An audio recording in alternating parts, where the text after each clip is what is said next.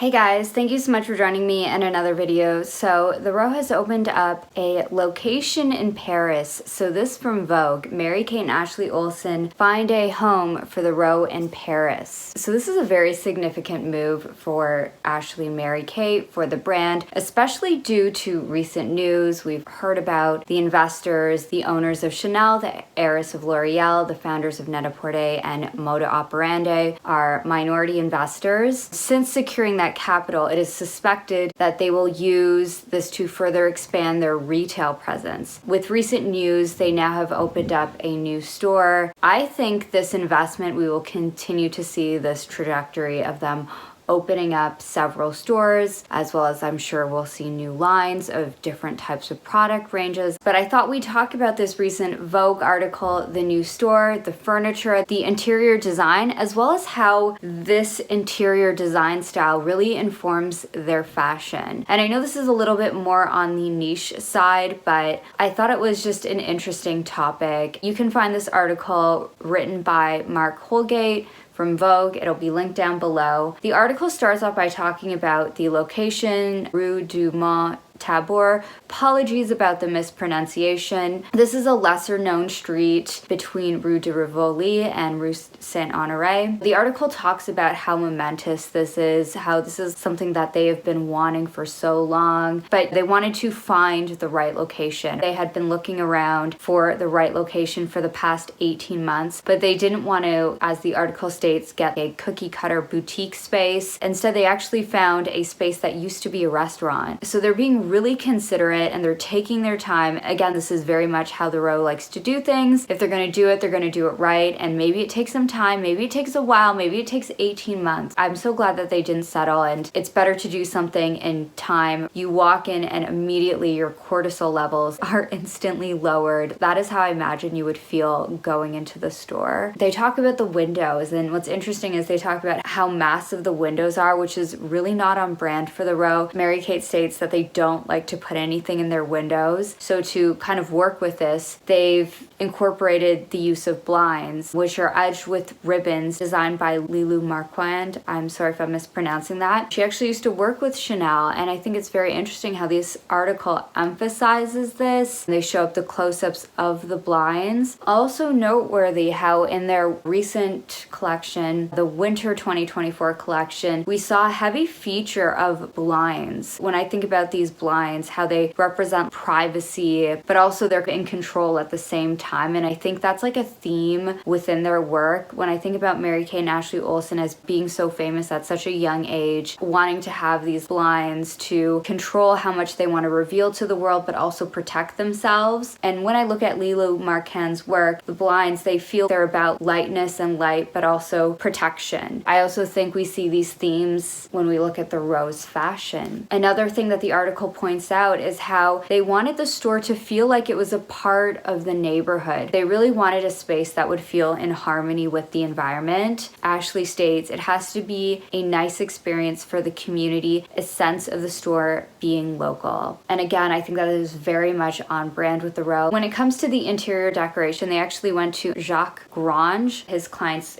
famously included Yves Saint Laurent, Pierre Berger, Karl Lagerfeld, Valentino, Paloma Picasso, a long list of names. And he's an interior designer known for mixing different styles, periods. You're also going to see a lot of Art Deco within the store, but also you see how he uses modern pieces. But he always sort of has this ability to create like that harmonious balance between old and new. And I think a lot of his designs also have that sense of sophistication and comfort. There's like this feeling of something that is comfortable and livable, but stylish and functional. There's also this high art, high design integration that also serve as focal points. And I think Jacques Grange did such a phenomenal job with expressing the vision, the style of the Row, but also it was very French, and he's a French interior designer. Again, it felt like it was local, but it also felt like it was the Row. Ashley states the best way to describe the whole process was a series of baby steps, which we did with a bunch of people who were really happy to try with us. She also states we wanted to keep keep the integrity of the floors, columns, the walls, to keep all the elements and make it coherent. So you see how there's exposed industrial piping, the industrial piping in the tubular racks. They kept the rustic stone arches, which I think are so beautiful. There's also stained glass walls, weathered wooden pillars. When it comes to furniture, oh my gosh, the furniture is just phenomenal. Like, if you are somebody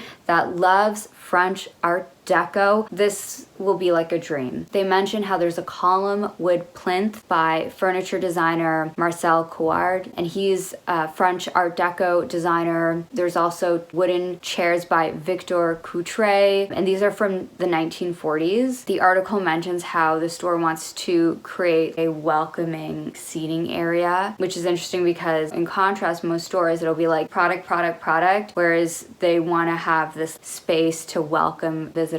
I'm not gonna lie, when I see some of this furniture, I think, oh my gosh, should I just quit buying handbags, fashion, and just buy furniture? Because some of the stuff, I was just going down a little bit of a rabbit hole when looking this stuff up, something to take inspiration from. They also talk about how there's a Georges Jouvet coffee table from 1955. He was a French ceramicist. There's a 1930s coffee table by Michel Dufay, also another French furniture designer from the Art Deco movement. Art Deco has that very ornamental quality. A lot of the pieces are very like curving, but also very streamlined. This was during that period where design was going in a very modernist direction. The great thinkers of the time were thinking about how design can improve people's lives. Art Deco embraced elements of ornamentation, but there was also this wanting to streamline that ornamentation. And even just out of Art Deco, there was this whole streamlined modern movement, which had this very aerodynamic look. There's also Henry Gouda armchairs. He was a Dutch designer, definitely more in that modern, simplistic, but also elegant style. This article also mentions Ivan de Silva Bruns and a rug by him. So he was a French textile artist, again from the Art Deco period, for using geometric patterns. They also mention how there are carpets from Eileen Gray and John Lurcat. In the change room, they have a chair by Koloman, Moser, and Weiner Werkstatt from 1900. They have sconces by Vadim Andrusov, and they have a Jean Prouvé steel door. He was a French designer known for his work with steel. And then finally, the article kind of talks about how what they're doing is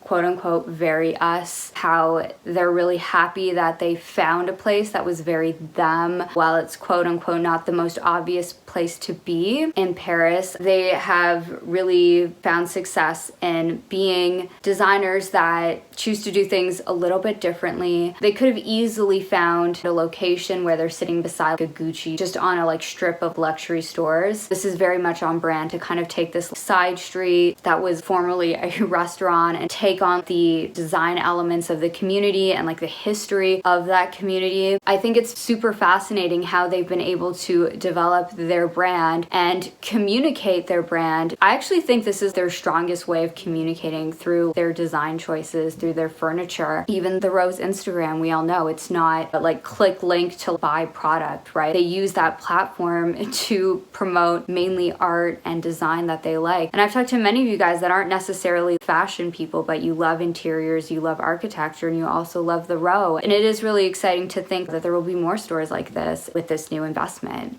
So yes, anyways, guys, that is my video. Thank you so much for joining me in another one, and I hope to see you in the next one. Bye.